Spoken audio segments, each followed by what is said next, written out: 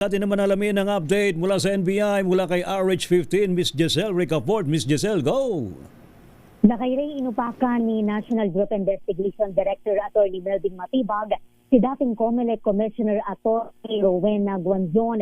Kaugnay ito ng pagkwestiyon ni Guanzon sa ginamit na 75 milyong piso na budel at mark money ng Bureau sa Entrapment Operation sa grupo ni Peanut Gallery Media Network founder Franco Mabanta. Sa ambush interview dito sa Pasay City, sinabi ni Matibag na may mga totoong abogado na hindi nakaiintindi ng law enforcement at nakakatawa pa kung magkomento. Magaling anyang abogado si Guanzon pero nagtatanong pa ito kung saan kinuha yung 75 milyong piso gayong naka-freeze yung pera ni Martin Luther King. Paliwanag ni Matibag, maganda lang yung pagkakagawa ng pera sa rekto at pinapayagan naman ng Korte Suprema yung paggamit ng budel money sa kanilang mga operasyon.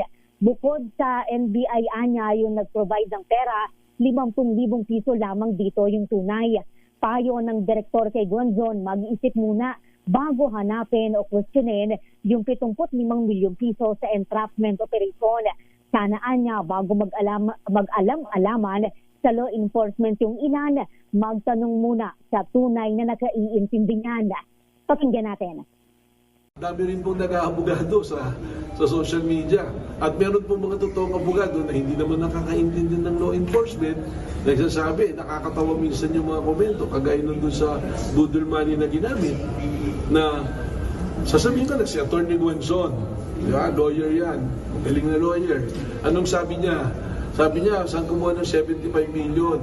O, di ba, naka-freeze yung account. Yan yung guys. Sino ang namumuliting ngayon? Yung pong pera na yun, sa recto po ginawa. Maganda yung pagkakagawa. At it's already been decided by the Supreme Court na pwede gumamit. So ngayon, hinahanap na yung 75 million. Sana naman lang mag-isip muna, it's impractical na yung 75 million will be embargo in the court while the case is running. Ito si Giselle Ricafort para sa DZRH na sa Pilipinas, una sa Pilipino.